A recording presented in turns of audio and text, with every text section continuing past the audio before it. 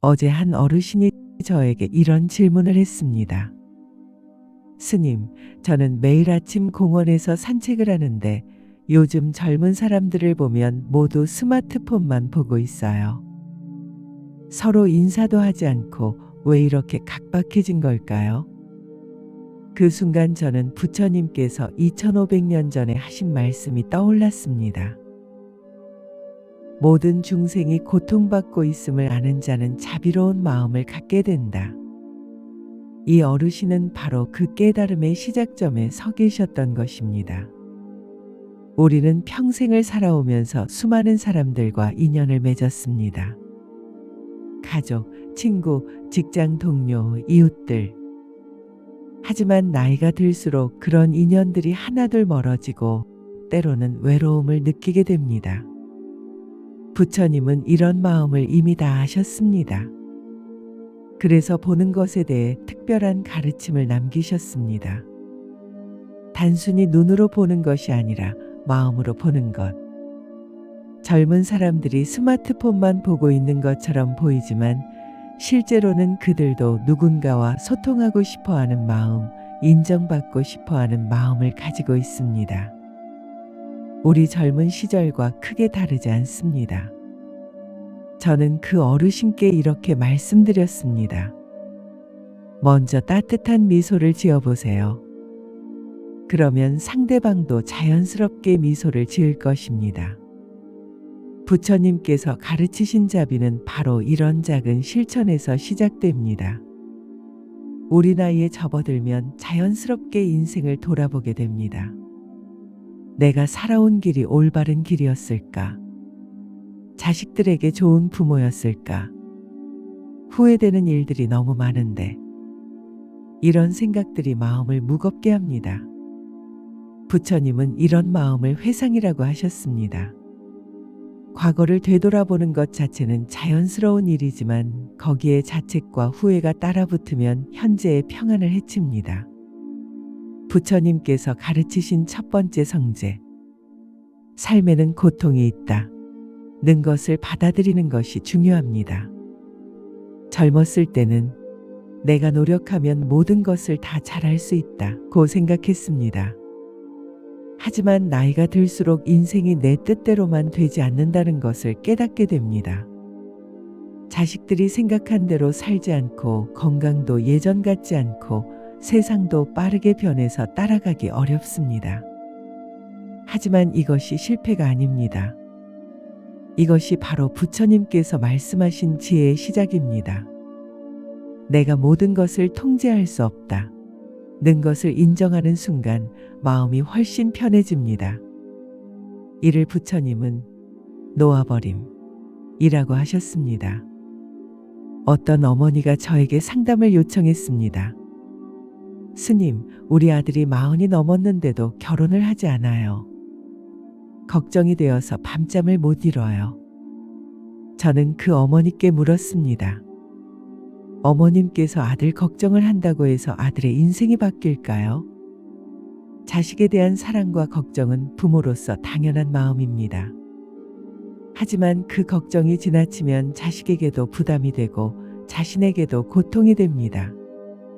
부처님은 각자에게는 각자의 인연이 있다고 하셨습니다. 자식들도 자신만의 인생을 살아갈 권리가 있습니다. 대신 우리가 할 수 있는 것은 자식들이 언제든 돌아올 수 있는 따뜻한 집을 만들어주는 것입니다. 잔소리와 걱정 대신 이해와 지지를 보내주는 것입니다. 그러면 자식들도 마음이 편해지고 오히려 더 자주 안부를 물어올 것입니다. 나이가 들면서 또 다른 큰 고민은 건강 문제입니다. 예전에는 아무렇지도 않게 했던 일들이 이제는 힘에 부칩니다. 계단을 오르면 숨이 차고 이름이 금방 떠오르지 않고 몸 여기저기가 아픕니다. 부처님께서 가르치신 무상, 즉 모든 것이 변한다는 법칙을 받아들이는 것이 필요합니다. 몸이 늙는 것은 자연스러운 일입니다. 이를 거부하고 억지로 젊은 시절로 돌아가려 하면 오히려 더 큰 고통을 겪게 됩니다. 대신 지금 상태의 몸과 마음을 있는 그대로 받아들이고 그 안에서 할 수 있는 것들을 찾아보세요. 예전처럼 빨리 걸을 수는 없지만 천천히 걸으면서 주변의 꽃과 나무를 더 자세히 관찰할 수 있습니다. 이것도 부처님께서 가르치신 마음 챙김의 한 형태입니다. 어떤 할아버지가 저에게 이런 말씀을 하셨습니다. 스님, 나는 이제 별로 할 일이 없어서 하루하루가 지루해요. 젊었을 때는 그렇게 바빴는데 저는 그분께 이렇게 말씀드렸습니다. 할아버지께서는 지금까지 정말 많은 일을 하셨잖아요. 이제는 쉬실 때가 된 거예요. 우리 사회는 항상 무언가를 해야 한다고 강요합니다. 하지만 부처님은 존재 자체로도 충분히 가치 있다 고 하셨습니다. 지금까지 살아오신 것만으로도 충분히 훌륭한 일을 하신 것입니다. 자녀를 키우고 사회에 기여하고 어려운 시대를 묵묵히 견뎌내신 것들이 모두 공덕입니다. 이제는 그 공덕을 바탕으로 평안한 마음으로 하루하루를 보내셔도 됩니다. 아침에 일어나서 오늘도 무사히 잠에서 깨어났구나 하고 감사하는 것만으로도 충분합니다. 부처님께서 가르치신 또 다른 중요한 덕목이 보시입니다. 나누는 마음입니다. 나이 들수록 물질적으로 나눌 것이 적어진다고 생각하기 쉽지만 실제로는 더 많이 나눌 수 있는 것들이 있습니다. 오랜 인생 경험에서 얻은 지혜, 젊은 사람들에게 들려줄 수 있는 이야기들, 따뜻한 미소와 격려의 말. 이 모든 것들이 귀한 보시입니다. 손자, 손녀들에게 옛날 이야기를 해주는 것도, 이웃에게 안부를 묻는 것도 모두 보시입니다. 한 할머니가 저에게 이런 이야기를 해주셨습니다. 스님, 우리 동네 젊은 엄마가 아이 키우는 것을 힘들어해서 제가 가끔 아이를 봐주고 있어요. 그런데 그 엄마가 너무 고마워해서 오히려 제가 더 기분이 좋더라고요. 이것이 바로 부처님께서 가르치신 상호 의존의 원리입니다. 도움을 주는 사람도 행복하고 받는 사람도 행복합니다. 나이가 들었다고 해서 일방적으로 도움만 받는 존재가 아닙니다. 여전히 누군가에게 도움을 줄 수 있는 소중한 존재입니다. 부처님은 자비에 대해 특별한 가르침을 주셨습니다. 자비는 단순히 불쌍히 여기는 것이 아니라 모든 존재가 행복하기를 진심으로 바라는 마음입니다. 이 자비의 마음은 나이가 들수록 더 깊어질 수 있습니다. 젊었을 때는 경쟁하고 비교하느라 바빴지만 이제는 그런 것들이 별로 중요하지 않다는 것을 알게 됩니다. 오히려 주변 사람들이 모두 행복했으면 좋겠다는 마음이 더 커집니다. 이것이 바로 인생의 성숙입니다. 부처님께서 가르치신 사무량심 중에서 특히 기쁨에 대해 말씀드리고 싶습니다. 다른 사람의 행복을 진심으로 기뻐하는 마음입니다. 젊은 사람들이 결혼하고 아이를 낳고 성공하는 모습을 보며 진심으로 축하해주는 마음입니다. 때로는 나는 왜 저런 기회가 없었을까 하는 아쉬움이 들 수도 있습니다. 하지만 그런 생각보다는 저 젊은이들이 우리보다 더 좋은 세상에서 살 수 있어서 다행이다 하는 마음을 가져보세요. 이런 마음이 바로 부처님께서 가르치신 기쁨입니다. 또한 부처님은 평정심의 중요성도 강조하셨습니다. 좋은 일이 있어도 너무 들뜨지 않고 나쁜 일이 있어도 너무 낙담하지 않는 고요한 마음입니다. 오랜 인생을 살아오면서 여러 가지 일들을 겪어보셨기 때문에 이런 평정심을 기르기가 젊은 사람들보다 쉽습니다. 이것도 지나갈 것이다 라는 마음가짐은 우리 나이대의 큰 지혜입니다. 몸이 아픈 것도 마음이 쓸쓸한 것도 자식들 때문에 걱정되는 것도 모두 지나갈 것입니다. 이런 관점에서 바라보면 마음이 한결 편해집니다. 부처님께서 가르치신 또 다른 중요한 개념이 감사입니다. 부족한 것에 마음을 두는 대신 가진 것에 감사하는 마음입니다. 건강하게 오늘까지 살아온 것, 자식들이 무사히 자란 것, 따뜻한 집이 있는 것, 하루 세끼 걱정 없이 먹을 수 있는 것. 이 모든 것이 감사할 일들입니다. 매일 아침 일어나서 오늘도 눈을 뜰 수 있어서 감사합니다. 라고 마음속으로 인사해 보세요. 저녁에 잠자리에 들 때는 오늘 하루 무사히 보낼 수 있어서 감사합니다. 라고 마무리해 보세요. 이런 작은 습관이 마음을 평안하게 만들어줍니다. 어떤 분이 저에게 스님, 나이가 들수록 죽음에 대한 생각이 자꾸 들어요. 어떻게 하면 이런 두려움에서 벗어날 수 있을까요? 라고 물으셨습니다. 부처님은 죽음에 대해서도 명확한 가르침을 주셨습니다. 죽음은 두려워할 것이 아니라 자연스러운 변화의 한 과정이라고 하셨습니다.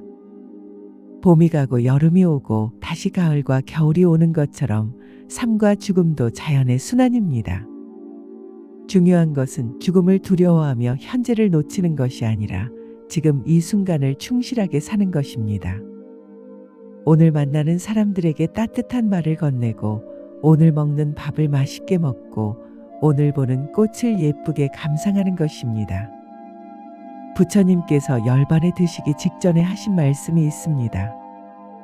모든 조건 지어진 것은 무너지기 마련이다. 부지런히 정진하라. 여기서 정진은 억지로 무언가를 성취하려는 것이 아니라 매 순간 깨어있으려는 노력입니다. 우리 나이에 할 수 있는 가장 좋은 정진은 마음을 평안하게 유지하는 것입니다. 화를 내지 않고 원망하지 않고 따뜻한 마음으로 하루하루를 보내는 것입니다. 이것이 바로 부처님께서 가르치신 수행입니다. 부처님의 가르침을 실천하는 구체적인 방법들을 말씀드리겠습니다. 먼저 아침에 일어나서 간단한 예불을 올려보세요. 거창할 필요 없이 부처님, 오늘 하루도 평안하게 보내게 해주세요. 라고 마음속으로 인사하는 것만으로도 충분합니다. 식사하기 전에는 잠시 감사의 마음을 가져보세요. 이 음식을 만드신 분들, 기른 분들, 나르신 분들께 감사합니다. 라고 생각하며 첫 숟가락을 떠보세요. 음식을 대하는 마음가짐이 달라집니다. 산책을 하실 때는 걸음걸음을 의식해 보세요. 발바닥이 땅에 닿는 감각을 느끼고 바람이 피부에 닿는 느낌을 의식해 보세요. 이것이 바로 부처님께서 가르치신 행선, 걷기 명상입니다. 사람들과 대화할 때는 상대방의 말을 진정으로 들어보세요. 내 할 말을 준비하느라 상대방 말을 놓치는 경우가 많은데 온전히 듣기만 해도 상대방이 위로받는 것을 느낄 수 있을 것입니다. 화가 날 일이 있을 때는 즉시 반응하지 말고 10번 정도 깊게 숨을 쉬어보세요. 그러면 화가 조금 가라앉는 것을 느낄 수 있습니다. 부처님께서 가르치신 인요, 즉 참을성을 기르는 연습입니다. 잠자리에 들기 전에는 하루를 돌아보는 시간을 가져보세요. 오늘 내가 누군가에게 상처를 준 일은 없었나? 반대로 누군가에게 도움이 된 일은 없었나? 이런 성찰이 우리를 조금씩 더 나은 사람으로 만들어갑니다. 부처님께서 강조하신 것 중 하나가 점진적 수행입니다. 하루아침에 완전한 사람이 되려고 하지 말고 매일 조금씩 나아지면 된다는 것입니다.